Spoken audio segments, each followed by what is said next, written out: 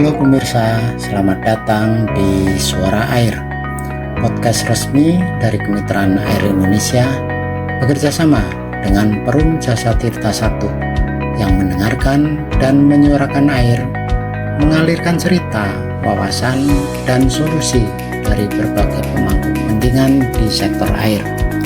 Kami menghadirkan suara-suara dari lapangan, dari komunitas lokal, pemerintah, hingga pelaku bisnis untuk memperkuat kolaborasi dan menjawab tantangan pengelolaan air secara berkelanjutan.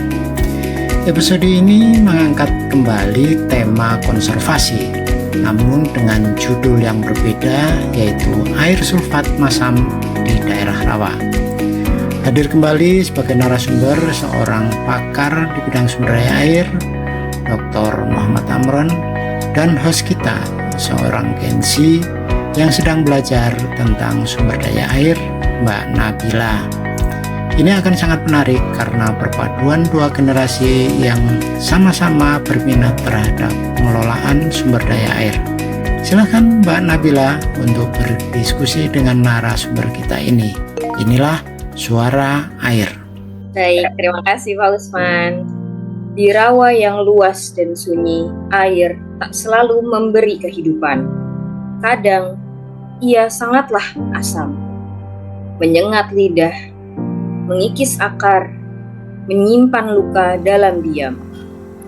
Tak banyak yang tahu, di balik warna coklat dan bau, ada masyarakat dan ekosistem yang unik yang bertahan di tengah marginalitas dan keterasingan. Ini bukan sekedar tentang air, tentang lingkungan, tapi tentang keadilan dan perhatian yang belum tiba.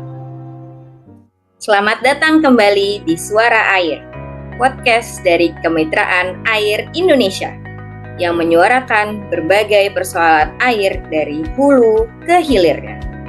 Saya Nabila, kembali lagi bersama Bapak Amron, ahli sumber daya air yang selalu siap menjawab semua pertanyaan.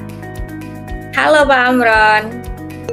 Nabila, selalu senang berdiskusi dengan semangat generasi muda seperti kamu. Baik Pak, kali ini saya ada penasaran lagi nih Pak.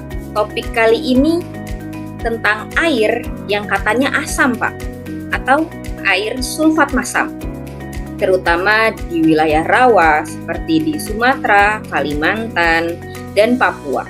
Kenapa bisa begitu ya Pak? Kok airnya bisa jadi masam? Nah, ini pertanyaan yang sangat penting. Kita bahas perlahan ya, karena ini menyangkut lingkungan rawa yang luas dan juga kehidupan masyarakat sekitarnya.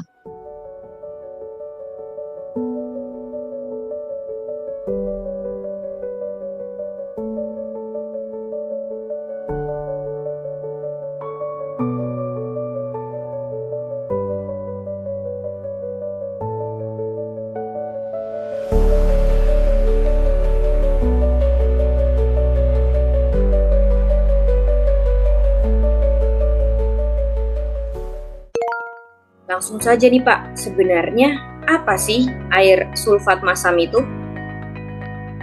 Oh ya, gini, air sulfat masam adalah air yang memiliki tingkat keasaman atau pH yang sangat rendah, sering di bawah pH 4. Jadi kalau normal atau netral itu 7, pH 7.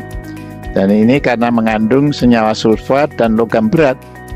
Air seperti ini banyak ditemukan di lahan rawa gambut atau lahan sulfat masam. Jadi ini memang alami terjadi di rawa-rawa Pak?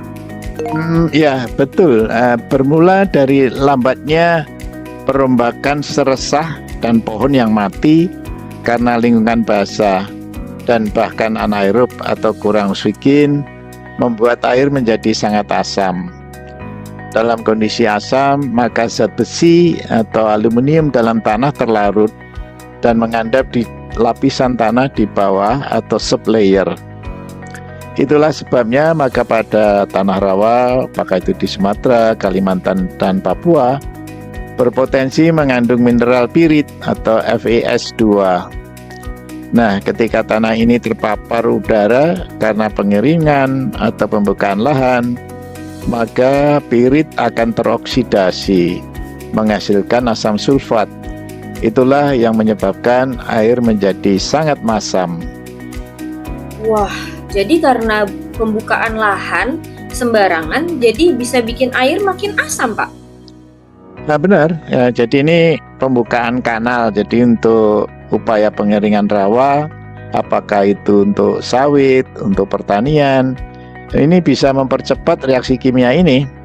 Air yang tadinya netral atau hanya sedikit asam bisa berubah drastis menjadi sangat korosif atau sangat asam tadi.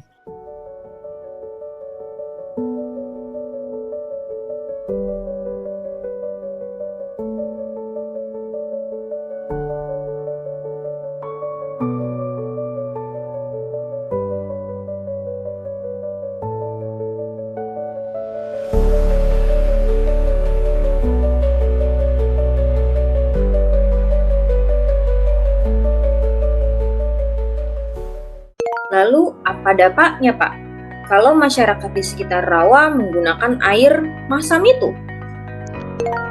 Oh ya, tentunya sangat besar sekali pengaruhnya, Nabila.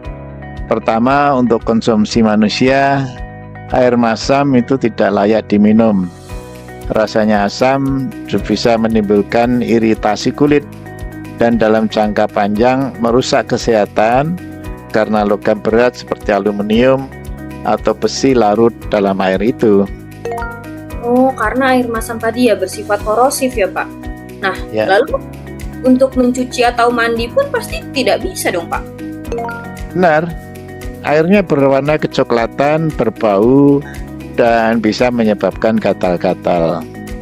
Lalu untuk pertanian, air asam juga menghambat pertumbuhan tanaman. Akar tanaman terganggu, ketersediaan unsur hara juga menurun, jadi tanah akan menjadi kurang subur. Wah, jadi tidak hanya kesulitan air minum, tapi juga bisa kesulitan soal pangan nih, Pak. Betul sekali, di lahan sulfat masam, tanaman padi bisa gagal tumbuh. Dan jika tidak ada intervensi teknis, petani sulit sekali berhasil panen.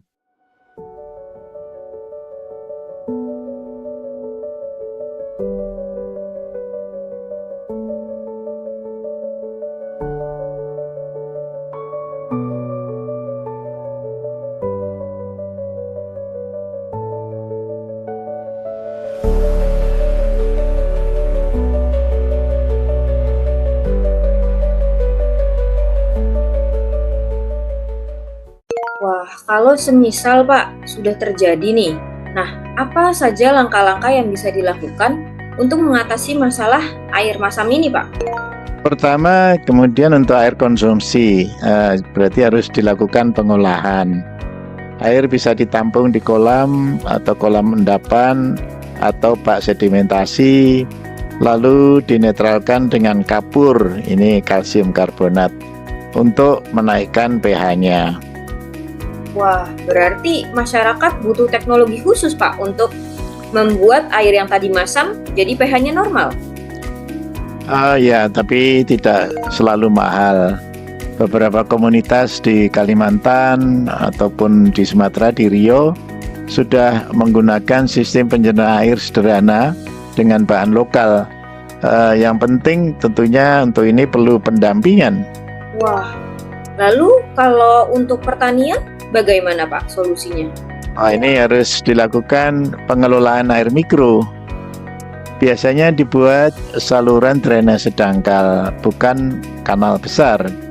Ada juga teknik flushing, yaitu mengganti air asam dengan air hujan atau air tawar dari sungai. Jadi ini biasanya pasang surut itu ya. Dan selain itu, pembatasan waktu olah tanah dan penggunaan kapur pertanian secara efektif. Wah, berarti butuh kolaborasi nih Pak, antar masyarakat, ahli, dan pemerintah untuk menanggulangi masalah tersebut ya Pak? Tentu, dan yang penting jangan membuka rawa tanpa perencanaan.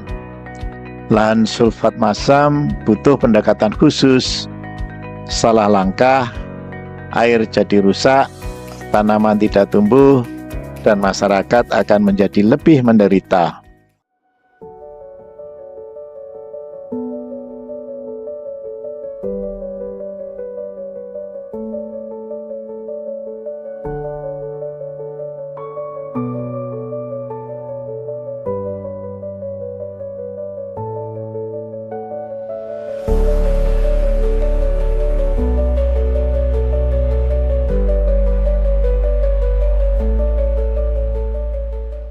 Wah, jadi air masam ini seperti jebakan tersembunyi nih, Pak.